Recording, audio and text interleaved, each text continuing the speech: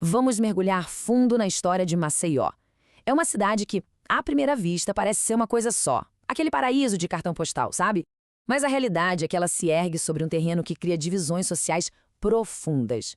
É, na verdade, a história de duas cidades dentro de uma só. E esta análise é exatamente sobre isso, sobre essas duas faces de Maceió. De um lado, um paraíso tropical, perfeito para turistas. Do outro, uma paisagem super desafiadora para boa parte de quem mora lá. Para a gente entender a cidade, a gente precisa primeiro entender o chão que ela pisa, literalmente. A geografia de Maceió é muito particular. É uma mistura de planícies bem baixinhas, perto do mar, com uns platôs mais altos, os chamados tabuleiros. E separando tudo isso, ravinas. Ravinas bem íngremes e profundas. E foi isso que acabou moldando onde e, principalmente, como as pessoas vivem. Essa paisagem não define só a vista, não. Ela acaba empurrando as moradias mais vulneráveis justamente para as áreas de maior risco, para as encostas, para dentro das ravinas, para as bordas da cidade. Tá. E diante desse desafio todo, qual foi a solução que o poder público pensou? Bom, foi criada uma política chamada ZES. A sigla significa Zonas Especiais de Interesse Social. A ideia, no papel, era ótima. Pegar essas áreas informais, regularizar tudo e, com isso, integrar essas comunidades à cidade, melhorando a vida de todo mundo.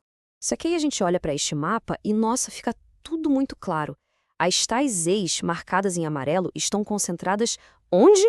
Exatamente nas mesmas ravinas, nas mesmíssimas áreas precárias que a geografia da cidade criou.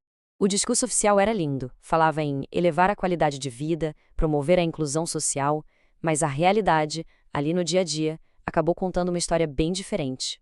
Enquanto essa política das ZES tentava de alguma forma lidar com a ocupação nas ravinas, um outro tipo de desenvolvimento, bem diferente, simplesmente explodiu na costa norte da cidade. Essa era a promessa, o sonho vendido pelas construtoras em comunidades de pescadores super tradicionais como Garça Torta e Riacho Doce. A ideia de ter um pedacinho do paraíso só para si. E aqui o contraste é gritante. De um lado, o marketing vendendo um paraíso exclusivo, seguro, isolado. Do outro, a realidade dos moradores antigos, que têm uma vida comunitária forte, na rua, mas que agora lidam com a gentrificação.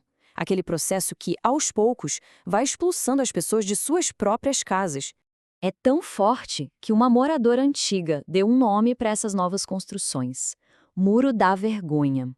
Ou seja, para a comunidade, aquilo não é progresso, é uma barreira. E o mais interessante é como toda essa tensão, sabe, entre o desenvolvimento formal e a vida da comunidade, foi capturada de um jeito muito poderoso numa história local. A história se chama Relógios. E ela usa a chegada dos medidores de luz, os relógios, como uma grande metáfora. Uma metáfora para as promessas e também para os perigos da modernização. E aí tem um personagem, o Mateus, que basicamente coloca o dedo na ferida. Ele fala o que todo mundo está pensando. Por que pagar por um serviço agora, se a cidade nos abandonou por tanto tempo com uma vida tão precária? A instalação acontece em 4 atos. É quase teatral. Primeiro chegam os homens de uniforme.